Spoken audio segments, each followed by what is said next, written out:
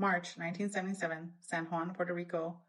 George Foreman has just lost the fight he was supposed to win. He walks into the locker room, exhausted, disoriented, and convinced in that moment that he is dying.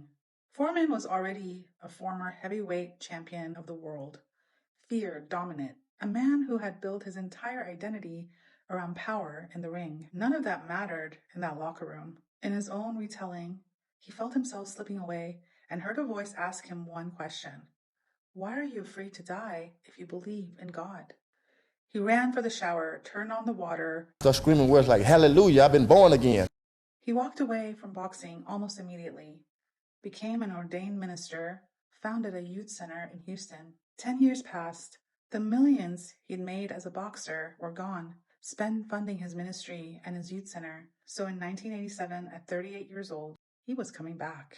It took him 7.5 years, 24 straight wins, a loss to Holyfield, a loss to Morrison. And finally, on November 5th, 1994, at the age of 45, he knocked out Michael Moorer, becoming the oldest heavyweight champion in history, 20 years after he lost that title to Muhammad Ali. That same year, a home appliance company called Sultan sent him a slanted electric grill to consider endorsing.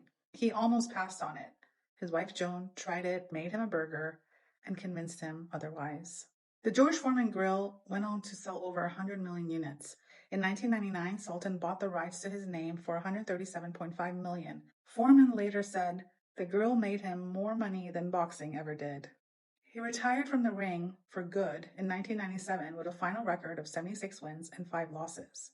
George Foreman did die in that locker room in 1977. The identity he had built his entire life around was no longer serving him, and he was born again in the spirit. What followed wasn't a second act. It was a whole new life, lived with an impact far beyond anything he could have possibly imagined that night in the locker room. I'm Nilu, and this is Wonder.